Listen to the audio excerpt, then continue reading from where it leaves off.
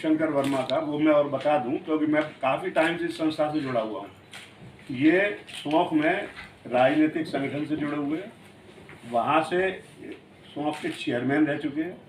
संस्था ने इनको 6 साल के लिए निष्कासित कर दिया है इसी घपलों की वजह से। जो घपला यहाँ हो रहा है ना, इसी घपले की वजह से वहाँ से ये निष्कासित किए हुए 6 साल से।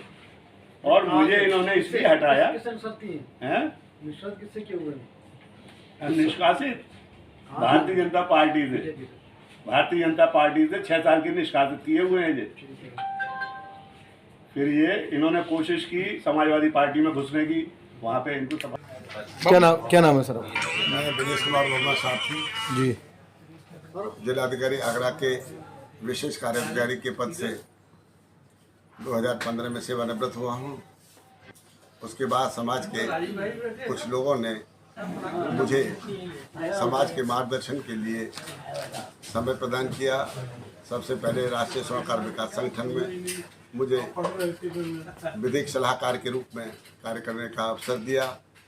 वहाँ पर भी बहुत सारी अनियमितताओं को जब मैंने देखा तो यही कहा कि भाई इनको सुधारिए आप लोग बैंक में अकाउंट नहीं खोल रहे हैं, बैंक में अकाउंट बंद पड़े हुए हैं। मैंने भाग दौड़ करके उनके बैंक अकाउंट चालू कराए।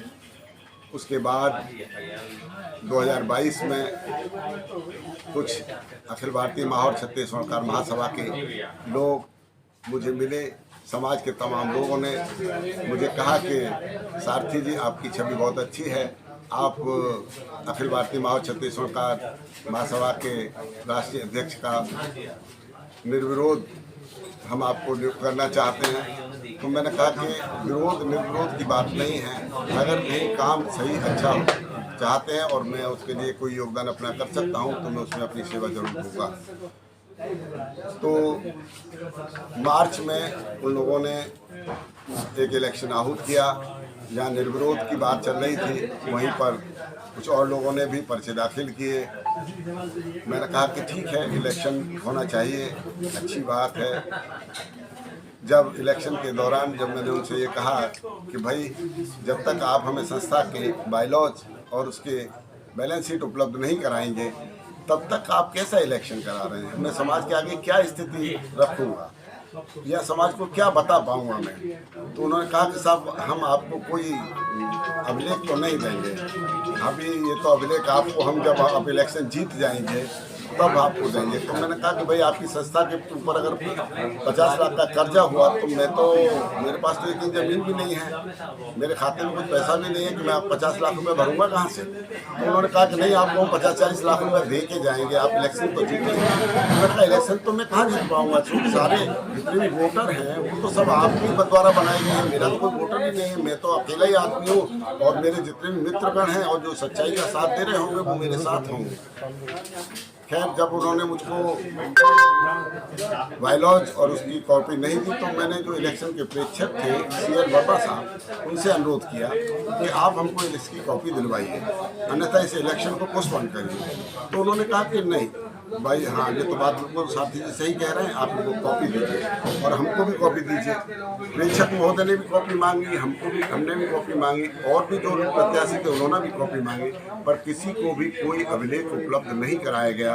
तो प्रेक्षक CL वर्मा जी ने तुरंत वहीं पर बैठ के उनको अपने पद से उन्होंने इस्तीफा दे दिया और उसके बाद इलेक्शन को उन्होंने पोस्टपोन करने का अनुरोध किया, पर उन लोगों ने कोई इलेक्शन पोस्टपोन नहीं किया और हमने उसी दिन उस इलेक्शन का बहिष्कार करते हुए एक प्रार्थना पत्र डिप्टी रजिस्ट्रार चिट फंड कार्यालय में दिया और उसके बाद एक 25/3/2022 को एक प्रार्थना पत्र वरिष्ठ पुलिस अधीक्षक जी को समाज के तमाम लोगों ने मिलकर दिया और उसके बाद उस पर जांचें चलती रहीं। चिट फंड कार्यालय से आदेश हो गया और उनके खिलाफ हुआ।